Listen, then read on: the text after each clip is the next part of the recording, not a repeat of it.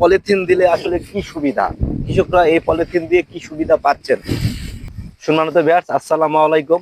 আপনারা দেখছেন আমি একটি ধানের বীজতলার পাশে দাঁড়িয়ে আছি। আসলে এখানে কিন্তু এই পলিথিন গুলো এই ধানের চারার উপরে দেয়া হবে। এই যে দেখতে পাচ্ছেন এ পাশে কিন্তু খানিকটা দেয়া হয়েছে, আর বাকিগুলোতেও দেয়া হবে। তো আমি এখন জানবো যে এই পলিথিন দিলে আসলে কি সুবিধা, কৃষকরা এই পলিথিন দিয়ে কি সুবিধা পাচ্ছেন।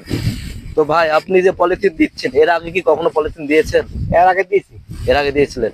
আচ্ছা, এই পলিথিন দিলে আপনি কি সুবিধাটা পাবেন, লাভ কি হবে আপনার? এই পলিথিনটা দিলে ওই রোদের তাপটা মানে যেটা বাতাস হ্যাঁ। এটা উপর পাকে চলে যাবে, কিন্তু নিচে গরম থাকবে। গরম থাকবে। এই কারণে ধানের আচ্ছা। চারাটা একটু ভালো হবে, রোগ বালাই হবে না। রোগ বালাই হবে। আপনারা জানেন যে এখন শৈত্যপ্রবাহ শুরু হয়ে গেছে, রাতের বেলা কিন্তু প্রচুর পরিমাণে কুয়াশা পড়তেছে। এই কুয়াশা এবং এই অতিরিক্ত ঠান্ডার কারণে ধানের পায়ে পচন রোগ হয়ে থাকে, যেটাকে আমরা বলে থাকি কোল্ড ইনজুরি। এই কোল্ড ইনজুরির হাত থেকে রক্ষা পেতে হলে 1 নাম্বার মাধ্যম সেটা হলো এই পলিথিন, পুরো চারাটাই পলিথিন দিয়ে ঢেকে দেওয়া। এটা একটা ভালো পদ্ধতি।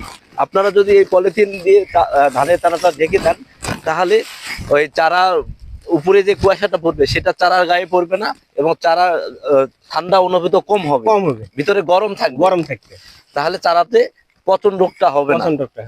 তো পলিথিন দেওয়ার আগে অবশ্যই আপনাদেরকে একটি ছত্রাকনাশক, এবং আপনারা জানেন যে এখন কিন্তু ধানের চারাতেও কারেন্ট পোকার আক্রমণ হয়ে থাকে, সেই কারণে একটি কারেন্ট পোকার বেশি স্প্রে করতে হবে। আপনি কি করছেন? কারেন্ট পোকা আর ওই ছত্রাকনাশকের জন্য ওই ইয়া দেওয়া হচ্ছে রেডিমেড গোল্ড। আপনি ছত্রাকের জন্য রিনোমেল গোল্ড দিয়েছেন, আর কারেন্ট পোকার জন্য ওটা দেওয়া হচ্ছে পাহাড় পাইমেট্রোজিম প্লাস মিথেন পাইরাম, এই গ্রুপটি এবং সাথে ছত্রাকনাশক, এই দুটি স্প্রে করার পরে এভাবে পলিথিন দিয়ে পুরো চারাটি ঢেকে দিবেন।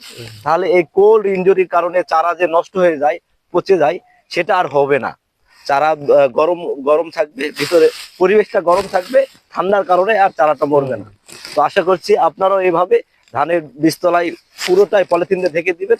আর এই পলিথিনটা তুলবেন কখন সেটা একটু যদি বলতেন। এটা 1 সপ্তাহ পর। না, আসলে এটা নিয়ম না। আপনি একেবারে চারা যখন হয়ে যাবে, এই পলিথিনের ভিতরে চারা হয়ে যাবে, চারা তোলার 1 সপ্তাহ আগে আপনি পলিথিনটা হেঁটিয়ে দিবেন, তাহলে সেই চারাটা সুস্থ সবল ভালো থাকবে। আপনি মনে করছেন যে এখন কুয়াশা, এখন দিয়ে তারপরে আবার তুলে দিব, সেটা করার দরকার নাই, একেবারে শেষ পর্যন্ত রাখতে পারবে। তো আপনারা জানলেন এই পদ্ধতিটা আসলে আপনারাও নিতে পারেন, এটা আসলে খুবই একটি ভালো পদ্ধতি। ধন্যবাদ সবাই।